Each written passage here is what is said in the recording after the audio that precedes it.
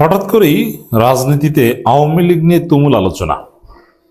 এক কথায় বললে আওয়ামী লীগ নিয়ে রাজনীতিতে তোলপাড়। আওয়ামী লীগও অনেকটা খুশি, কিন্তু মজা বুঝছে বিএনপি। জামাত শিবিরের জন্য এটা একটা খুশির সংবাদ। দর্শক, আওয়ামী লীগের অফিস খুলছে, আওয়ামী রাষ্ট্রপতি জনাব শাহাবুদ্দিন চুপ্পু পায়ের উপর পা তুলে ইউনূসকে দায়ী করছেন, তারেক রহমানের এপিস করছেন। এতে আওয়ামী লীগের লোকজন খুশি, কিন্তু এই খুশি তাদের জন্য একটা বুমেরাং। কিন্তু কঠিন বার্তা হচ্ছে মূলত বিএনপির জন্য। এবং আওয়ামী লীগের জেলা সেক্রেটারি, সাবেক দুইবারের এমপি, তিনি জামিন পেয়েছেন।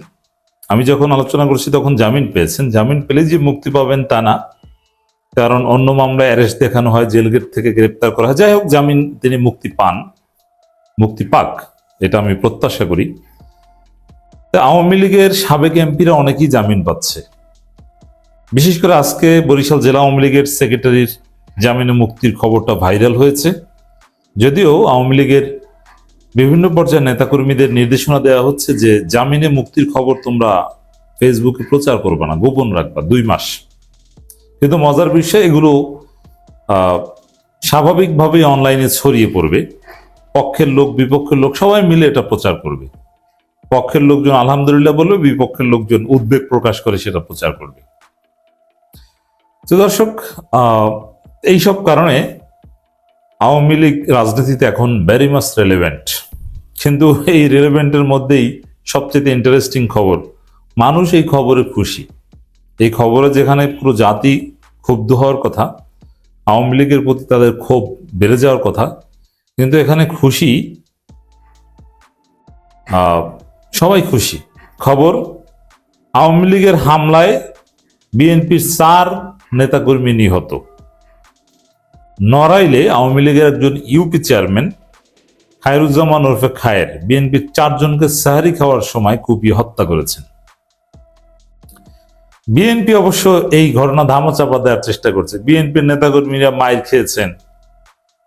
বিএনপি শুধু এটা না, এই যে আওয়ামী লীগ এর আগের একদিন আগের খবর, পিরোজপুরের ইন্দুরকানীতে বিএনপির 5 জনকে আওয়ামী লীগের লোকজন পিটিয়ে মাথা ফাটিয়ে একদম উপজেলা স্বাস্থ্য কেন্দ্রেও রাখেনি, তাদেরকে জেলা হাসপাতালে পাঠিয়ে দিয়েছে। দেশের বিভিন্ন জায়গায় বিএনপি আওয়ামী লীগের মার খাওয়া শুরু করেছে এবং মার খাবে, ভয়াবহ মার খাবে, এটা অনিবার্য। কেন আমি আসছি, এবং এটা জামাত শিবিরের জন্য সুখবর। হ্যাঁ, আওয়ামী লীগ যত জামিন পাবে, আওয়ামী লীগ যত সক্রিয় হতে পারবে, আওয়ামী লীগ রাজনীতিতে যত রেলেভেন্স পাবে, বিএনপি তত মার খাবে। এবং জামাত শিবিরের জন্য এটা হবে ব্লেজিং। দর্শক, এখন বিএনপির ফল কি, এটা তো দেখছেন যে বিএনপির 4 জনকে জয়বাংলা করে দিয়েছে আওয়ামী লীগ।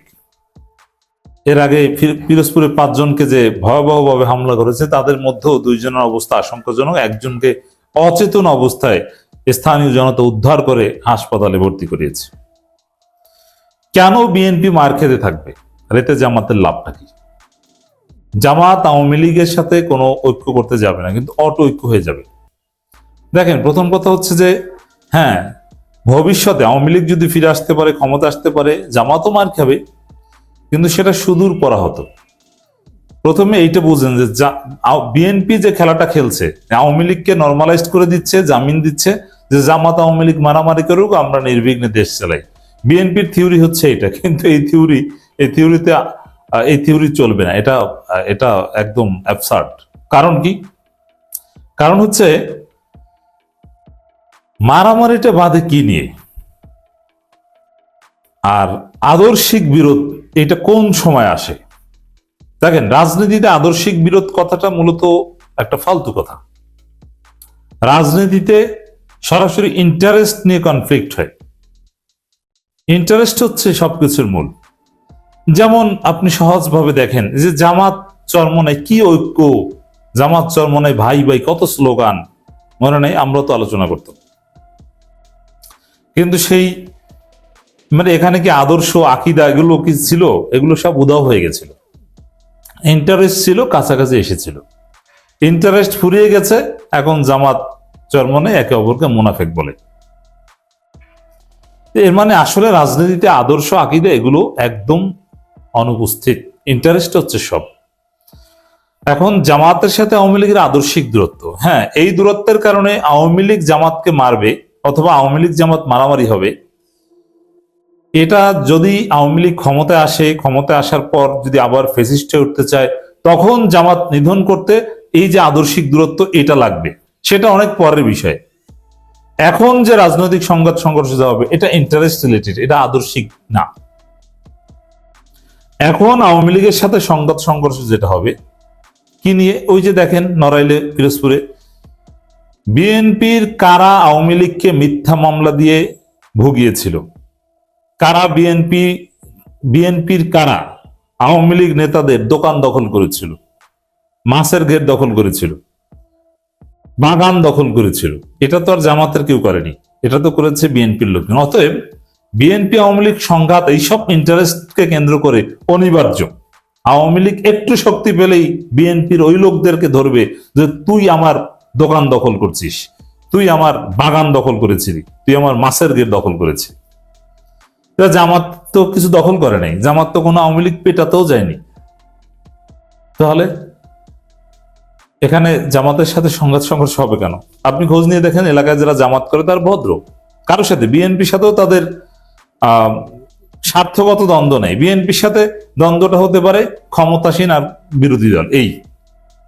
কিন্তু মানুষ যে কারণে মারামারি করে, তুই আমার কাউন্টার দখল করছিস, তুই আমার জমি দখল করছিস, এটা নিয়ে, এই জায়গাটা জামাতের লোকজন সেই। অতএব আবার দেখেন, যেহেতু বিএনপির সাথে মারামারি বাঁধবে আওয়ামী লীগের, অলরেডি বিএনপি হত্যা করা শুরু করেছে আওয়ামী লীগ, এবং এটা সামনে প্রতিনিয়ত ঘটতে থাকবে। এবং যে চুক্তি হয়েছিল বিএনপি আওয়ামী লীগের, সেই চুক্তি বিএনপি রাখতে পারবে না, তারপরে বিএনপিকে মোনাফেক বলবে আওয়ামী লীগ। এবং আওয়ামী লীগ স্বতন্ত্রভাবে রাজনীতিতে তাদের অবস্থান ধরে রাখতে চাইলে অবশ্যই সরকার বিরোধিতা করতে হবে, নইলে তো আওয়ামী লীগের রাজনীতির রও থাকে না। স্থানীয় সরকার নির্বাচনে তারা স্বতন্ত্রভাবে দাঁড়ানোর চেষ্টা করবে, তাতে বিএনপি আওয়ামী লীগের মধ্যে দূরত্ব বাড়বে। আর যেহেতু আওয়ামী লীগের রাজনীতির একমাত্র রেলেভেন্স সরকার বিরোধিতার মধ্য দিয়ে, মনে রাখবেন যে রাজনীতির যে ব্যাকরণ, তাতে বিএনপির সাথে সমঝোতা কখনো আওয়ামী লীগের রাজনীতির রেলেভেন্স তৈরি করে না। বিএনপি বিরোধিতাই আওয়ামী লীগের রাজনীতি।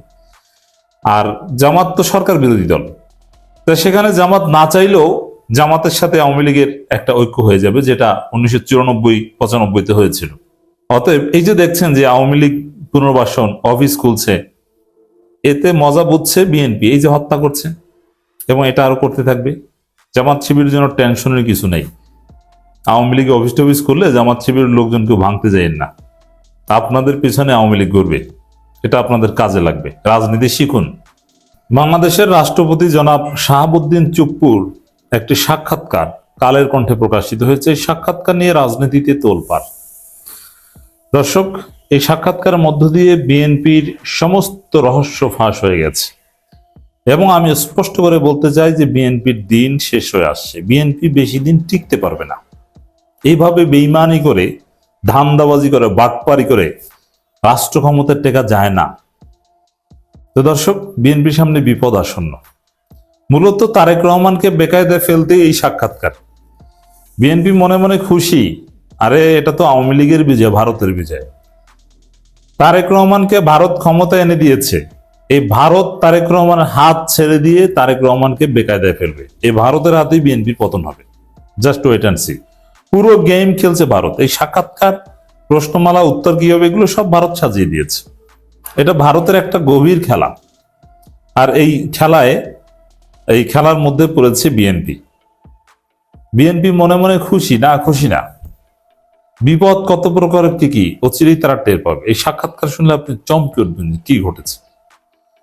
দর্শক, আপনি চিন্তা করেন, এই চুপ্পু কে? হাসিনার লোক, এটা কে না জানে। এবং হাসিনার লোকের মধ্যে একটা লিমিট আছে, কেমন লোক ছিল তাও তো আপনারা জানেন। সেই চুপ্পু